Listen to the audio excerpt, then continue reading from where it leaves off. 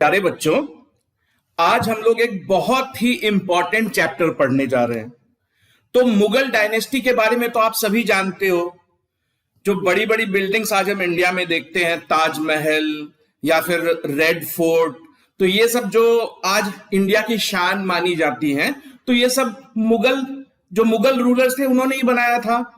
तो आज हम यही देखेंगे कि ये जो मुगल डायनेस्टी इंडिया में एस्टैब्लिश हुई थी, तो ये किस सर्कमस्टांसेस में एस्टैब्लिश हुई थी, किसने किया था और ये लोग कहां से आए थे, क्योंकि ये लोग इंडिया के बाहर से आए थे, फिर इन लोगों ने इंडिया में खुद को स्टैब्लिश कर लिया। तो आज हम यही देखेंगे। तो सबसे पहली चीज जो हमको पता होनी चाहिए कि मुगल डायनेस्टी के फाउंडर का नाम क्या था, तो बाबर। तो आज हम इसी किंग की लाइफ के जरिए ये समझेंगे कि ये जो मुगल डायनेस्टी इंडिया में आई थी, जिन्होंने रूल किया इतने सालों, तो वो कैसे स्टैब्लिश हुई थी, क्योंकि स्टैब्लिश करने वाला था बाबर। तो हम अच्छे से आज बाबर की लाइफ हिस्ट्री को स्टडी करेंगे कि आखिर क्यों आए थे ये लोग इंडिया में, और इंडिया में आके इन्होंने क्या क्या स्ट्रगल किए, क्या क्या बैटल्स वगैरह लड़ी, तो ये सब हम देखेंगे।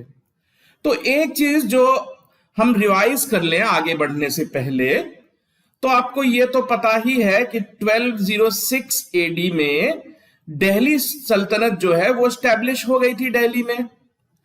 तो दिल्ली सल्तनत और उसके पहले वाले टाइम पीरियड में क्या डिफरेंस है?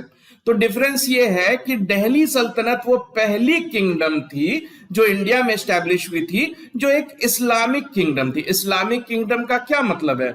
यानी कि जो रूलर था वो एक इस्लाम का फॉलोअर था। तो उसके पहले जो इंडिया में एंशियंट हिस्ट्री का पीरियड आप देख रहे थे, तो उस वक्त तो सारे जो रूलर्स थे वो तो इंडियंस ही थे ना। तो ये जो दिल्ली सल्तनत चल रही थी 1206 से लेके वो 1526 में खत्म हो गई थी। तो क्यों खत्म हो गई थी? क्योंकि यही बाबर ने बैटल ऑफ पानीपत की लड़ाई लड़ी थी। तो जो दिल्ली सल्तनत की जो फिफ्थ फैमिली थी लोधी डायनेस्टी की, वो उस वक्त इंडिया में रूल कर रही थी। तो इसी बैटल ऑफ पानीपत में बाबर ने ये जो लोधी डायनेस्टी थी ना, इसके रूलर को हरा दिया था। ये सब हम डिटेल में देखेंगे, बट जस्ट मैं आपको एक रिवाइज करा रहा हूं आगे बढ़ने से पहले कि बाबर के आने से पहले इंडिया की क्या सिचुएशन थी। तो आप देख पा रहे हो कि पिछले 320 सालों से, यानी 1206 एडी से स्टार्ट होके 1526 एडी तक जो टाइम पीरियड है उसको हम लोग दिल्ली सल्तनत कहते हैं। तो दिल्ली सल्तनत को एक तरह से आप समझो कि बाबर ने खत्म कर दिया। दिल्ली सल्तनत को खत्म करके फिर उसने खुद की किंगडम स्टैब्लिश की, और उसी किंगडम को मुगल डायनेस्टी के नाम से हम जानते हैं। तो उसी बाबर की लाइफ हिस्ट्री को हमें आज अच्छे से कवर कर लेना है, ठीक है? क्योंकि यहां से काफी सारे क्वेश्चंस बनते हैं, क्योंकि आप तो जानते ही हो कि मुगल डायनेस्टी जो है बहुत इंपॉर्टेंट पार्ट है हमारी इंडियन हिस्ट्री का। तो आइए चलिए देखते हैं कि बाबर की लाइफ हिस्ट्री कैसी थी। तो बाबर की फैमिली और उसके बचपन के बारे में कुछ चीजें हमें पता होनी चाहिए। तो बाबर की जो बर्थ है, आप ईयर याद रख सकते हो, डेट वगैरह उतनी इंपॉर्टेंस नहीं रखती है। तो 1483 एडी में ये पैदा हुआ था बाबर। तो कहां पैदा हुआ था? तो अंदीजान नाम की एक सिटी में पैदा हुआ था। तो ये एक फरगना प्रोविंस, जो कि आज के उज्बेकिस्तान, तो उज्बेकिस्तान अगर आज आप मॉडर्न मैप देखोगे, वर्ल्ड मैप देखोगे, तो उज्बेकिस्तान नाम की एक कंट्री है जो अफगानिस्तान ईरान के पास में ही पड़ती है। तो वहां पे ही बाबर का जन्म हुआ था। तो उज्बेकिस्तान में एक प्रोविंस हुआ करती थी, फरगाना प्रोविंस। तो फरगाना प्रोविंस, जैसे कि आज प्रोविंस मतलब क्या होता है? स्टेट। तो उज्बेकिस्तान कंट्री के फरगाना स्टेट के अंदीजान सिटी में बाबर पैदा हुआ था। कब? 1483 में। अब देखो बच्चों, एग्जाम में अगर आपसे पूछा जाएगा, क्योंकि कई बार पूछा गया है कि बाबर की बर्थ प्लेस क्या है, तो आपको देखो ऑप्शन देखना होगा कि क्या ऑप्शन दिया गया है। उज्बेकिस्तान भी सही होगा, फरगाना भी सही हो सकता है, अंदीजान भी सही हो सकता है, डिपेंड करता है कि आपसे क्या कहा गया है। बिल्कुल वैसा ही है जैसे अगर मैं बोलूं कि आगरा या उत्तर प्रदेश या इंडिया, डिपेंड करता है कि ऑप्शन क्या है। तो ये जो फरगाना प्रोविंस है, तो ये उस वक्त एक तिमुरिड डायनेस्टी या तिमुरिड एम्पायर हुआ करती थी, जो उज्बेकिस्तान, ईरान और अफगानिस्तान वाले एरिया में रूल कर रही थी। तो उसी डायनेस्टी के कंट्रोल में था ये फरगाना प्रोविंस। तो आप क्या समझे, तो जब बाबर पैदा हुआ था ना, तो आप ये मान सकते हो कि वो तिमुरिड डायनेस्टी का सिटीजन था जब वो पैदा हुआ था। ठीक है, तो अगर आपसे कोई पूछेगा कि सिटी के टर्म्स में बताइए, तो अंडीजान बोलेंगे, प्रोविंस के टर्म्स में तो फरगाना, और कंट्री के टर्म्स में तो उज्बेकिस्तान। आज भी उज्बेकिस्तान में कई सारी स्टैच्यूज लगी हुई हैं बाबर की। तो जो उज्बेकिस्तान के लोग हैं आज बाबर को बहुत ही रेस्पेक्टफुली, उसको बहुत ही इज्जत की नजर से देखते हैं, क्योंकि ये उनका तो पूर्वज ही हुआ ना। तो फादर जो थे बाबर के, उनका नाम था उमर शेख मिर्जा, और मदर का नाम था निगार खानम। तो ये सारी चीजें उतनी इंपॉर्टेंट नहीं है, लेकिन एक बार पढ़ सकते हो आप, एक बार पढ़ने में कोई दिक्कत नहीं है। ठीक है ना, तो मेमोरी पे उतना जोर देने की जरूरत नहीं है। हाँ, ये सारी चीजें जो है ना बच्चों, जो मैंने हाईलाइट कर दी है, ये सारी ऑलरेडी पूछे गए क्वेश्चंस हैं। ठीक है, तो जब मैं आपसे कहता हूं कि आप इसको याद कर लो अच्छे से, तो आपको उस चीज को सीरियसली लेना है, क्योंकि ये सारे क्वेश्चंस पूछे गए हैं ऑलरेडी। तो चांसेस है ना कि दोबारा भी आगे भी आपसे पूछ लिए जाएं। तो ये जो नाम है बाबर, तो बाबर इसका ओरिजिनल नाम नहीं था। इसका ओरिजिनल नाम था, देखो बचपन में जो नाम होता है उसमें, बचपन में तो आपको कई और नामों से भी जो आपके पेरेंट्स बुलाते हैं ना, तो एक निक नेम भी होता है आपका। तो बाबर बेसिकली इसका निक नेम था, इसका ओरिजिनल नेम था जहीरुद्दीन मोहम्मद। तो ये बाबर इसका निक नेम क्यों पड़ा, क्योंकि बाबर का जो मतलब होता है ना, इसकी मदर टंग में जो लैंग्वेज ये लोग बात करते थे, उसमें जो बाबर है उसका मतलब होता है पैंथर। पैंथर यानी तेंदुआ। तो तेंदुए से खेलता था ये बचपन में। आप ये इमेज देख रहे हो ना, तो ये बाबर की ही डिपिक्शन है। तो बचपन में इसको डर वर नहीं लगता था, तो ये अपनी गोद में बिठा के तेंदुओं से खेलता था। तो इसी तेंदुए को उसकी लैंग्वेज में बाबर बोलते थे, इसलिए इसका निकनेम बाबर ही रख दिया गया। तो आइए थोड़ा ये जान लेते हैं कि बाबर की फैमिली बैकग्राउंड क्या थी। तो ये देखो बच्चों, ये आप ये देख रहे हो ना, फरगाना प्रोविंस है ये चाइना, ये तजिकिस्तान, तो ये आज उज्बेकिस्तान आप देख रहे हो, मॉडर्न कंट्री है उज्बेकिस्तान की। और यहां से इंडिया आपको इस मैप में नहीं नजर आ रहा होगा, लेकिन आप ये मान लो कि यहां पे कहीं पे इंडिया स्टार्ट हो जाता है। तो इसी फरगाना वैली के गवर्नर थे फादर। बाबर के जो फादर थे वो कोई नॉर्मल मतलब कॉमन सिटीजन नहीं थे, वो फरगाना के गवर्नर थे, और साथ ही साथ वो तैमूर के डायरेक्ट डिसेंडेंट थे, यानी तैमूर उसके फैमिली के एंसेस्टर थे। अब देखो ये तैमूर कौन है बच्चों, तो तैमूर जो है एक सेंट्रल एशियन वॉरियर हुआ करता था, जो ये बहुत ही खूंखार खतरनाक वॉरियर था, जिसने काफी बड़े एरिया पे अलग अलग कंट्रीज पे अटैक करता था। तैमूर चाइना पे अटैक किया, मंगोलिया पे किया, अफगानिस्तान पे किया, इंडिया में भी किया इसने अटैक। तो ये काफी खूंखार वॉरियर माना जाता था तैमूर अपने टाइम का। तो बाबर के फादर कौन है, वो तैमूर की ही फैमिली से बिलोंग करते हैं। तो एक तरह से आप कह सकते हो कि बाबर का पूर्वज था तैमूर। और ये तैमूर जो है काफी ब्रेव तो था ही, लेकिन काफी क्रूअल भी था। इसने कई लाख लोगों को मारा। एक बार ये इंडिया में भी आया था जब दिल्ली सल्तनत इंडिया में रूल कर रही थी, तो वो हमने दिल्ली सल्तनत में ऑलरेडी कवर कर लिया है। तो ये थी इसकी फैमिली बैकग्राउंड कि एक इसके जो फादर थे, फादर के थ्रू इसके एंसेस्टर तैमूर थे। तो इसी तैमूर के नाम पे ये तिमुरिद डायनेस्टी बनी हुई थी यहां पे इस वाले एरिया में। उसी तिमुरिद डायनेस्टी में एक छोटी सी जगह थी फरगाना वैली। तो उस फरगाना वैली के गवर्नर थे फादर इसके। क्यों गवर्नर थे फादर इसके, क्योंकि वो भी तो तैमूर की फैमिली से ही बिलोंग करते थे ना। अब मदर जो थी इसकी, मदर भी कोई ऑर्डिनरी सिटीजन नहीं थी। तो बाबर की जो मदर थी वो भी प्रिंसेस थी, यानी राजकुमारी थी, मुगलिस्तान नाम की जगह की। अब देखो कितनी इंटरेस्टिंग बात है, मुगलिस्तान यानी इसकी मदर जहां से आई थी उसको मुगलिस्तान बोलते थे, तो इंडिया में आके इन लोगों ने अपना नाम क्या रख लिया, मुगल। तो कुछ हिस्टोरियंस का मानना है कि इसलिए भी इनका नाम मुगल है, और कुछ लोगों का मानना है कि मंगोल की वजह से भी इनको मुगल के नाम से बुलाया जाता है। तो इसकी जो मदर थी बाबर की, वो खुद चंगेज खान की डिसेंडेंट थी। तो चंगेज खान भी तैमूर की तरह ही एक वॉरियर था, जो कि काफी खूंखार और ब्रेव दोनों था। तो दोनों जो तैमूर और चंगेज खान है ना, ये दोनों हिस्टोरिकल फिगर्स है, काफी पावरफुल फिगर्स माने जाते हैं। तो एक बारी क्वेश्चन पूछा गया था कि बाबर किन दो सेंट्रल वॉरियर्स का डिसेंडेंट है। तो आपको नाम याद रखने हैं बच्चों की, एक तो तैमूर फादर की साइड से और चंगेज खान मदर की साइड से। तो यह क्वेश्चन ऑलरेडी पूछा जा चुका है कि किन दो सेंट्रल वॉरियर्स, तो ये लोग इन्हीं कंट्रीज में पैदा हुए थे, तैमूर और चंगेज खान, और बाकी पूरी दुनिया पे अटैक किया करते थे। तो इनकी ही फैमिली को बिलोंग करता था बाबर। तो ये क्वेश्चन पूछा गया कि किन दो सेंट्रल वॉरियर्स, तो आप याद रखना तैमूर और चंगेज खान। तो बाबर जब सिर्फ 11 साल का था तो उसके फादर की डेथ हो गई। तो इसके फादर क्या थे, इसके फादर गवर्नर थे फरगना वैली की, और तो फादर की डेथ हो गई और ये सबसे बड़ा बेटा है।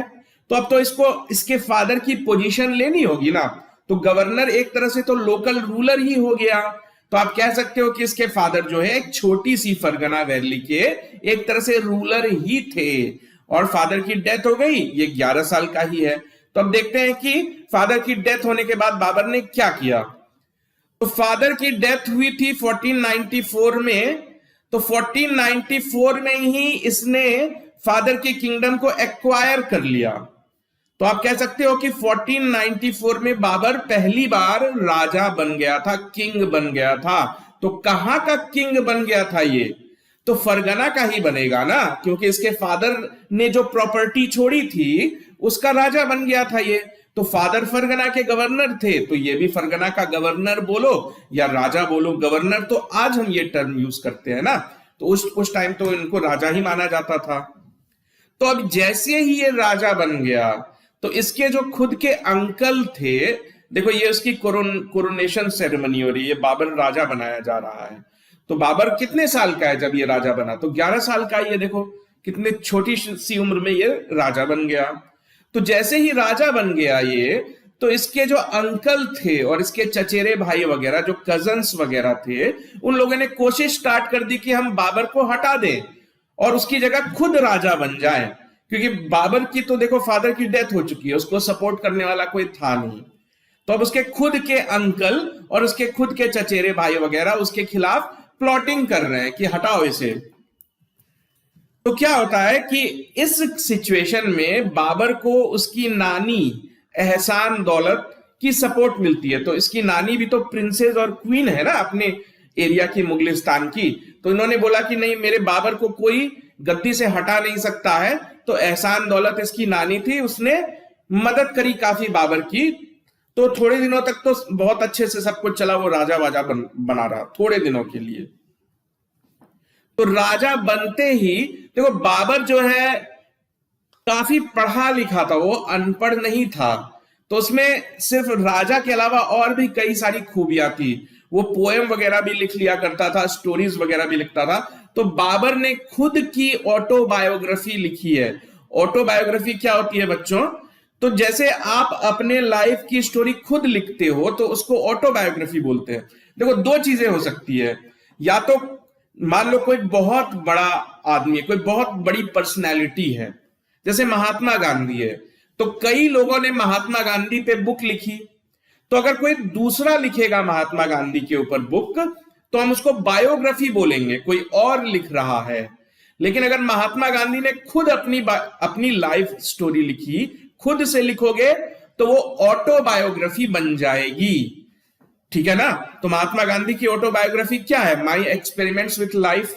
वैसे ही बाबर ने भी खुद की ऑटोबायोग्राफी लिखना स्टार्ट कर दिया। जैसे ही वो राजा बना तो उसने खुद की अपनी हैंडराइटिंग में खुद से अपनी बायोग्राफी लिखनी स्टार्ट कर दी। तो खुद की बायोग्राफी मतलब क्या, ऑटोबायोग्राफी लिखनी स्टार्ट कर दी 1494 से ही। 1494 में वो राजा बना, तो 1494 से ही उसने स्टार्ट कर दिया। तो आपको एक चीज याद रखनी है कि ये जो बाबरनामा उसने लिखी है, इसकी लैंग्वेज पूछी जाएगी आपसे एग्जाम में कि बाबरनामा किस लैंग्वेज में लिखी गई है। तो ये याद रख लो बच्चों कि ये चगताई तुर्किक लैंग्वेज, तुर्किक मतलब टर्की नाम की कंट्री है ना, तो टर्की के लोगों को टर्किश बोलते हैं, वहां की लैंग्वेज को भी, वहां की ही लैंग्वेज की एक वैरायटी थी, तो चगताई टर्किक। और ये बाबर की मदर टंग भी थी, तो ये आपको याद रखना है, ठीक। तो एक और चीज आपने याद रखनी है कि बाबर का जो ग्रैंड सन है, बाबर का पोता जहांगीर, आप देखोगे कि थोड़े सालों के बाद बाबर जो है मुगल एम्परर बन जाएगा। मुगल एम्परर बन जाएगा तो उसके बेटे, उसके पोते भी तो एम्परर ही बने ना आगे चल के। तो इसका पोता जहांगीर भी मुगल एम्परर बना। तो आप देखोगे कि आगे चल के इसकी फैमिली में एक मेंबर आएगा जहांगीर, तो वो भी मतलब ये पोता नहीं है, ग्रेट ग्रैंडसन है, पोते का बेटा है। तो जहांगीर भी अपनी ऑटोबायोग्राफी लिखता है। तो क्वेश्चन पूछा गया है बच्चों कई बार कि कौन से दो मुगल एम्परर्स ने अपनी ऑटोबायोग्राफी लिखी है। इसलिए मैं सारे फैक्ट्स आपको बिल्कुल स्टार्ट में ही बता देता हूं ताकि आपको याद रखने में, रिलेट करने में इजी पड़े। तो दो लोग कौन है, एक तो बाबर ने लिखी और दूसरी जहांगीर ने लिखी, खुद से लिखी है। तो बाबर ने तो लिखा है चगताई लैंग्वेज में, चगताई टर्किश लैंग्वेज में। तो बाद में जो इसकी फैमिली में आया बाद में चल के जहांगीर, उसने जो अपनी बायोग्राफी लिखी उसका नाम है तुजुके जहांगीरी, और वो पर्शियन लैंग्वेज में लिखी गई है, ठीक है। तो ये फैक्ट आप बच्चों याद रखोगे। तो अब देखो क्या सिचुएशन है। तो 11 साल की उम्र में बाबर राजा तो बन गया, लेकिन उसके फैमिली वाले जो बाकी फैमिली मेंबर्स हैं वो नहीं चाहते हैं कि ये राजा बना रहे, वो कोशिश कर रहे हैं कि कैसे इसको हटा दिया जाए। तो अब क्या होता है कि बाबर जो है वो चाहता था कि मैं बहुत बड़ा राजा बन जाऊं, मैं थोड़ी बहुत अपनी किंगडम एक्सपेंड करूं, लेकिन उसकी उम्र तो काफी कम थी, वो उतना मैच्योर था नहीं। तो ये देखो यहां का रूलर हुआ करता था वो फरगाना का। यहां पे आप एक सिटी देख पा रहे हो समरकंद की। तो समरकंद की सिटी जो है आसपास की सिटीज में सबसे प्रॉस्पेरस, सबसे खूबसूरत और सबसे रिच सिटी मानी जाती थी। तो ये तो 1494 में बन गया था राजा। तो 1497 में इसने क्या किया, इसने सोचा कि चलो मैं समरकंद की सिटी को कैप्चर कर लेता हूं। एक्चुअली जो समरकंद की सिटी थी वो उसपे इसके एक अंकल ही वहां पे राजा थे। तो इसने सोचा कि चलो अब मैं समरकंद को भी कैप्चर करके बड़ा राजा बन जाता हूं। तो 7 महीने की कोशिश की बाबर ने। तो बाबर फरगाना से निकल के समरकंद चला गया अपनी पूरी आर्मी को लेके, और 7 महीने लग गए इसको यहां पे समरकंद में ही। ये 7 महीने तक बिजी रहा।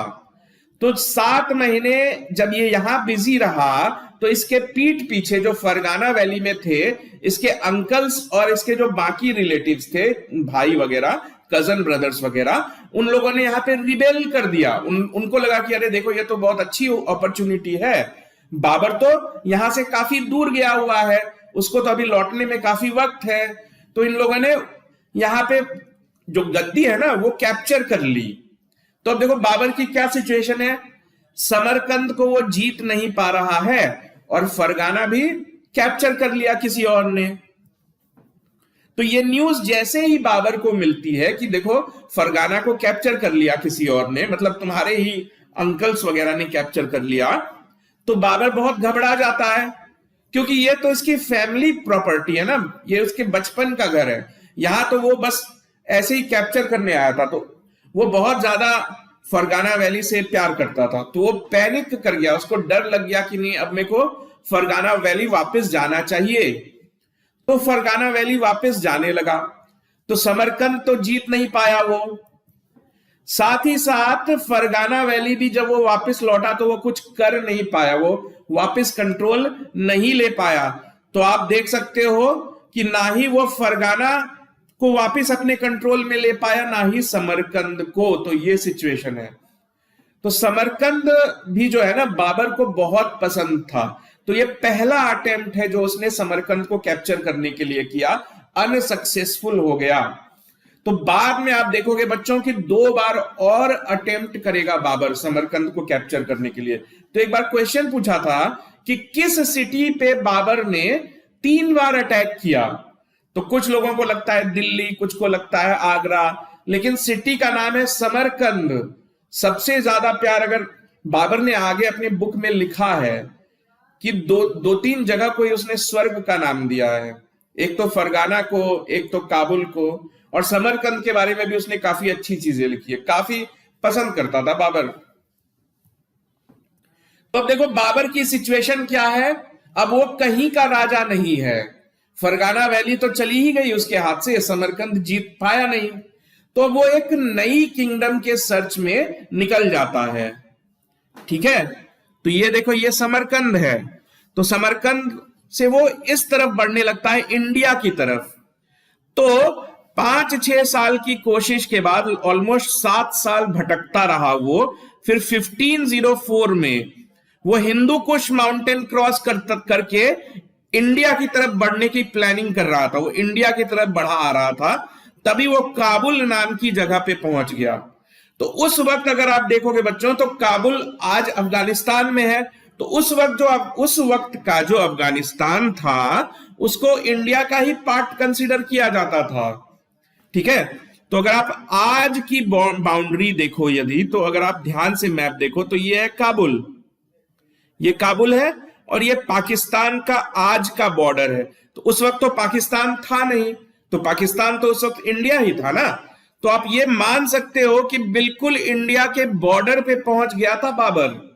तो इंडिया के बॉर्डर पे काबुल नाम की सिटी थी, तो काबुल का ही राजा बन गया वो। तो जैसे ही काबुल पहुंचा तो उसको काबुल काफी अच्छा लगा।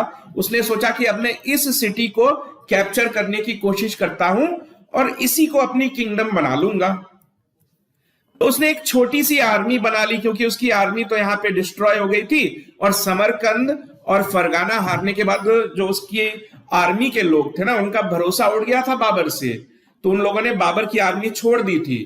तो अब बाबर को फिर से एक छोटी सी आर्मी बनानी पड़ी, क्योंकि उसको काबुल पे कैप्चर करना है। तो उसने अपनी आर्मी बनाने के बाद 1504 में फाइनली काबुल को कैप्चर कर ही लिया। तो काबुल को जो 1504 में कैप्चर किया, उसके बाद ये काबुल जब तक मुगल डायनेस्टी रही तब तक ये मुगलों के ही कब्जे में रहा। अभी तो मुगल डायनेस्टी स्टैब्लिश नहीं हुई थी ना, बाबर को तो नहीं पता था कि आगे चल के वो इतना बड़ा राजा बन जाएगा। तो 1504 से ही आप मान के चलो कि काबुल इस फैमिली के कंट्रोल में आ गया था। तो क्या हुआ अगर बाबर को काबुल की सिटी मिल गई तो फिर क्या होगा? तो बाबर का राजा बनने का सपना फिर से पूरा हो गया। राजा तो आप तभी बनोगे ना जब आपके पास कोई किंगडम हो। तो अब उसके पास खुद की किंगडम बताने के लिए ये शहर मिल गया था उसे, काबुल नाम का शहर। तो अब वो खुद को काबुल का राजा बोल सकता था ना कि अब मैं काबुल का राजा हूं, हाँ भाई मैं भी राजा हूं। तो बाबर को इस तरह से आप देख रहे हो एक नई किंगडम मिल गई। तो काबुल में क्या लाइफ बिताई बाबर ने, तो ये आप देख रहे हो बाबर बिल्कुल जब तक वो काबुल में रहा, काबुल का राजा रहा, उसकी लाइफ काफी सही रही। तो ये कुछ फैक्ट्स आप याद रख लो। तो 1508 में बाबर के पहले बेटे की उसका जन्म होता है। जो उसका सबसे बड़ा बेटा था उसका नाम था हुमायूं। तो इसका जन्म हुआ 1508 में। कहां पे हुआ? काबुल में हुआ। उसके 3 सालों के बाद 1511 एडी में बाबर ने फिर से समरकंद पे अटैक कर दिया। ठीक, तो ये उसका 3rd अटेम्प्ट था। एक बार पहले भी उसने अटेम्प्ट किया था लेकिन नहीं जीत पाया था। तो 3 बार अटेम्प्ट किया है बाबर ने कुल मिला के। तो इसका 3rd अटेम्प्ट जो है वो 1511 में हुआ था। और इस बार जो है कैप्चर कर लिया था इसने समरकंद को, लेकिन कैप्चर करने के बाद भी 1 साल के बाद फिर से कंट्रोल खो दिया समरकंद का। तो तीसरे अटेम्प्ट में जाके समरकंद को कैप्चर किया बाबर ने, लेकिन कैप्चर करने का कोई खास फायदा हुआ नहीं, क्योंकि 1 साल के बाद समरकंद फिर से उसके कंट्रोल के बाहर चला गया। तो जब कुछ सालों के बाद, तो ये इसकी लाइफ में बहुत ज्यादा कुछ प्रॉब्लम आ नहीं रही है, बाबर की लाइफ में सब कुछ ठीक ठाक ही चल रहा है। तो 1518 या 1519 में बाबर के 3 और बेटों का जन्म होता है, 3 और बेटे उसके जन्म हुए, उनकी बर्थ हुई। तो बड़ा बेटा जो है वो तो हुमायूं 1508 में ऑलरेडी पैदा हो चुका है। तो कुल मिला के बाबर के कितने बेटे हो गए? 4 बेटे हो गए। तो इन 3 बेटों का नाम है कामरान, अस्कारी और हिंडाल। तो इंडियन हिस्ट्री में इनका भी बहुत रोल है, तो ये हम आगे देखेंगे। तो बाबर के 4 बेटे, सब कुछ ठीक ठाक चल रहा है, लाइफ जो काबुल में चल रही है। समरकंद को तीसरे अटेम्प्ट में जीत लिया, लेकिन कंट्रोल में रख नहीं पाया। तो आप देख रहे हो कितना अनलक्की है ये, और समरकंद से बिल्कुल ऑब्सेस्ड था ये कुछ भी कर सकता था समरकंद को कंट्रोल करने के लिए। काफी कोशिश करी इसने, लेकिन अल्टीमेटली कभी इसको लंबे टाइम तक समरकंद कंट्रोल में रख नहीं पाया ये। तो ये सब जो चीजें हम जानते हैं बाबर के बारे में, ये क्यों जानते हैं? क्योंकि उसने अपनी ऑटोबायोग्राफी डिटेल में लिख रखी है। तो उस ऑटोबायोग्राफी का नाम क्या है? बाबरनामा, यानी लाइफ ऑफ बाबर। तो ये जो बाबरनामा नाम की बुक है, ये 1598 में अचानक से रुक जाती है, यानी बाबर लिखना बंद कर देता है। तो 1511 में ही लिखना बंद कर देता है बाबर। तो 1511 में आखिरी बार ये बताता है बाबर कि मैंने समरकंद पे अटैक किया था, लेकिन समरकंद पे कंट्रोल नहीं रख पाया। उसके बाद फिर से 1519 से बाबर अपनी स्टोरी चालू करता है, और जैसे उसकी स्टोरी फिर से स्टार्ट होती है तो हमको पता चलता है कि बाबर के 3 बेटे ऑलरेडी पैदा हो चुके हैं। तो ये सिचुएशन है। तो बाबरनामा जो है वो काफी रिच सोर्स है ये पता लगाने के लिए कि इंडिया में मुगल डायनेस्टी क्यों स्टैब्लिश हुई, कैसे स्टैब्लिश हुई। तो अब क्या सिचुएशन है? तो ये पिछले कई सालों से काबुल का राजा बना हुआ है बाबर, लेकिन इसको तो बचपन से ही इसकी ये एम्बिशन थी कि मैं बहुत बड़े एरिया का राजा बनूं, बहुत बड़ा किंगडम हो मेरे पास। और ये ऑलरेडी काबुल यानी कि इंडिया के बॉर्डर पे तो पहुंच ही चुका है। ये है काबुल, ये पेशावर देख रहे हो, पेशावर वगैरह जो है इंडिया की बहुत बड़ी सिटीज हुआ करती थी उस वक्त। आज पेशावर पाकिस्तान में है, लेकिन उस वक्त तो पाकिस्तान था ही नहीं। तो अब अगर आप काबुल में पहुंच चुके हो तो आपको तो इंडिया के बारे में सब कुछ पता होगा ही। आपको तो ये पता चल ही गया होगा कि इंडिया कितनी रिच कंट्री है, कितनी वास्ट कंट्री है। तो बाबर को इंडिया की सारी खबरें पता चल रही थी, तो उसने प्लान बनाया कि अब हम इंडिया को ही अपने कब्जे में कर लेंगे। तो बाबर ने अपने अटेम्प्ट्स चालू कर दिए। तो 1519 से लेके 1525 एडी तक बाबर ने कुल मिला के 5 बारी इंडिया में अटैक किया। तो देखो, लोग अक्सर ये समझते हैं कि बैटल ऑफ पानीपत में ही बाबर पहली बार इंडिया आया था। तो बैटल ऑफ पानीपत 1526 एडी में हुई थी, जिसके बाद बाबर कभी वापस गया ही नहीं। लेकिन उससे पहले भी वो इंडिया में अटैक कर चुका था। तो आप ये याद रखना, 1519 से ही इंडिया उसके अटैक में था। तो 1519 से लेके 25 तक वो 5 बार ऑलरेडी अटैक कर चुका था। तो इन अटैक्स का क्या नतीजा निकला कि ये जो पंजाब वाला एरिया है ना, तो पंजाब के बड़े बड़े टाउन, ये एरिया पंजाब कहलाता है। तो आज पंजाब जो है इंडिया में तो है ही, पाकिस्तान की भी एक पंजाब प्रोविंस है ना। तो उस वक्त का पंजाब काफी बड़ा एरिया हुआ करता था। तो इसने ये जो 5 अटेम्प्ट किए थे, 5 बारी अटैक ये ऑलरेडी कर चुका था। तो उन अटैक्स के थ्रू ये पंजाब वाली एरिया के बड़े बड़े और इंपॉर्टेंट टाउन्स को ऑलरेडी कब्जा कर चुका था। तो कुछ सिटीज जो पेशावर देख रहे हो आप, ये पेशावर, ये सियालकोट और बाजौर, ये इतनी बड़ी बड़ी सिटीज, इतनी इंपॉर्टेंट सिटीज ऑलरेडी इसके कब्जे में आ चुकी थी, बाबर के कब्जे में। ठीक है, ये है दिल्ली, जो कि दिल्ली सल्तनत का कैपिटल था उस वक्त का।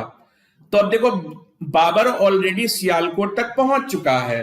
तो ये है पॉलिटिकल सिचुएशन। तो अब आगे देखते हैं कि बाबर क्या करता है।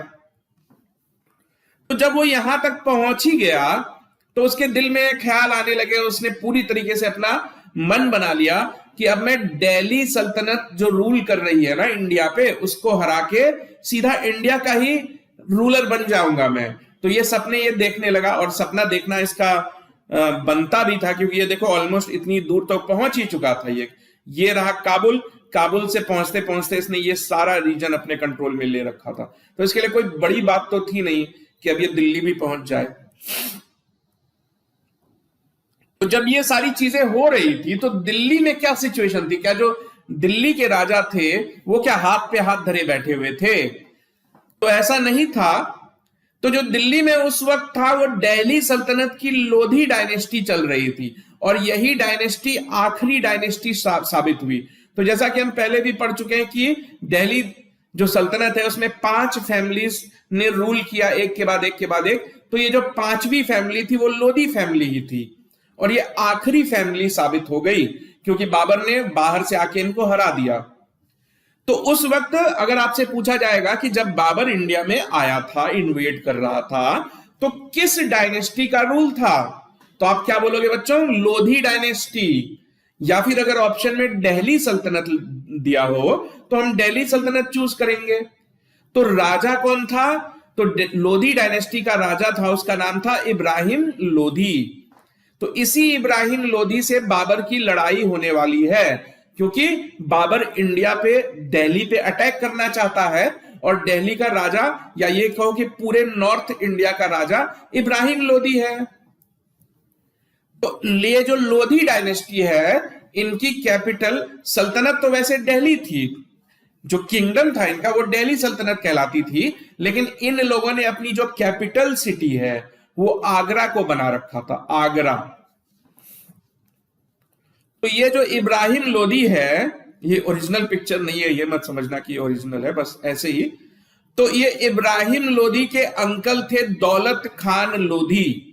तो दौलत खान लोधी जो है वो पंजाब के गवर्नर थे जब ये सारी चीजें हो रही थी, जब बाबर अटैक करता था बार बार इंडिया पे आके। तो इब्राहिम लोधी को ये चीज बहुत बुरी लगी, उसको लगा कि अरे ये कैसा गवर्नर है पंजाब का, है तो ये मेरा अंकल ही, लेकिन ये किसी काम का नहीं है, क्योंकि बाबर को तो रोक पा नहीं रहा है। बाबर ने बड़ी बड़ी सिटीज जो है वो कैप्चर कर ली है। तो आप इस कैरेक्टर का नाम याद रखो, दौलत खान लोधी। तो दौलत खान लोधी को बुलाया इसने, इब्राहिम लोधी एम्परर है और ये गवर्नर है। तो इब्राहिम लोधी ने सोचा कि मैं इसको इसकी पोस्ट से हटा देता हूं, ये किसी काम का है नहीं। तो ये चाहता था, ये चीज दौलत खान लोधी को पता चल गई कि ये मेरे को हटाएगा। तो दौलत खान लोधी ने क्या किया, इसको पता चल गया कि ये तो इब्राहिम लोधी तो मुझे पसंद करता नहीं है, मुझे हटाना चाहता है। तो दौलत खान लोधी ने बाबर के पास मैसेज भिजवाने स्टार्ट कर दिए। तो अपने जो एम्बेसडर्स थे उनके थ्रू वो बाबर को मैसेज भिजवाता था कि अगर आप इब्राहिम लोधी पे अटैक करते हो तो मैं आपकी हेल्प करूंगा। तो बाबर के लिए तो ये इनविटेशन ही हो गई ना कि देखो, एम्परर का अपना अंकल मुझे इनवाइट करना चाहता है कि अगर मैं अटैक करूं तो मेरे को हेल्प मिलेगी। तो ये क्वेश्चन कई बार पूछा गया है कि किसने इनवाइट किया था बाबर को।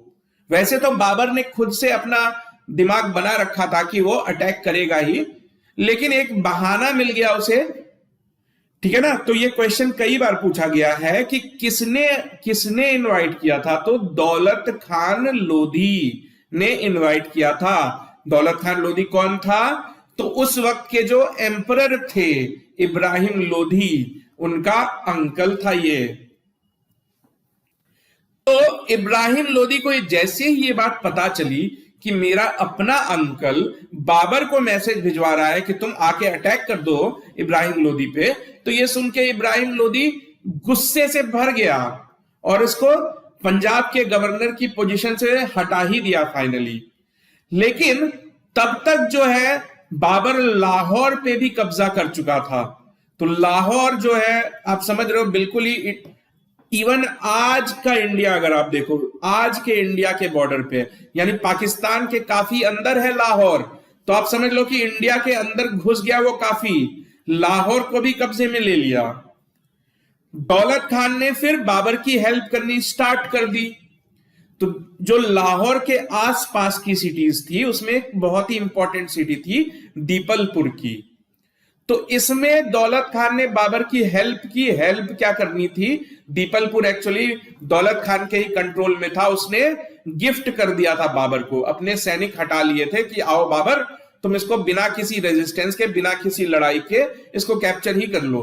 तो दौलत खान ने यह सोचा था कि अगर मैं बाबर की हेल्प करूंगा तो बाबर मुझे वापस गवर्नर बना देगा। जब वो इब्राहिम लोदी को हरा देगा तो मुझे फिर से पंजाब का गवर्नर बना देगा, फिर से मेरी ताकत मेरे को वापस मिल जाएगी। लेकिन ऐसा हुआ नहीं। तो बाबर और दौलत खान की जो है किसी बात पे बहस हो गई, ठीक है। तो दौलत खान को लगता था कि बाबर मेरी बातें मानेगा, मुझे पूरी तरीके से सपोर्ट करेगा, लेकिन बाबर को तो कोई जरूरत नहीं थी दौलत खान जैसे किसी भी इंसान की। वो खुद ही ताकतवर था, इतना ताकतवर था कि उसको किसी की मदद चाहिए नहीं। तो बाबर और दौलत खान की आपस में बहस हो गई। तो बाबर ने क्या किया, दौलत खान को गिरफ्तार कर लिया और उसको प्रिजन, जेल भेजने की कोशिश करने लगा। तो जब वो बाबर जो है दौलत खान को जेल भेज रहा था, अपने काबुल के जेल भेज रहा था, तो रास्ते में ही दौलत खान की डेथ हो गई। तो तब तक जो है बाबर पूरी तरीके से पंजाब को अपने कंट्रोल में ले चुका था। और जो दौलत खान की जो आर्मी थी, दौलत खान के आर्मी के जो जनरल्स वगैरह थे, बड़े बड़े ऑफिसर्स थे, तब उनके पास कोई ऑप्शन तो है नहीं। तो उन्होंने बाबर की आर्मी को ज्वाइन कर लिया, बाबर की आर्मी को पूरी तरीके से अपना सपोर्ट दे दिया।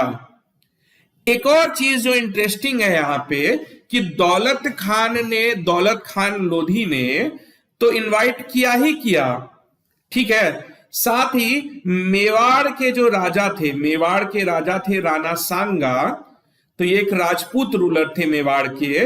तो इन्होंने भी मैसेज भिजवाए थे बाबर को, क्योंकि राणा सांगा की दुश्मनी थी इब्राहिम लोदी से, और राणा सांगा को पता चल गया था कि हाँ भाई, बाबर नाम का कोई राजा है जिसने ऑलरेडी पंजाब को कब्जे में ले लिया है।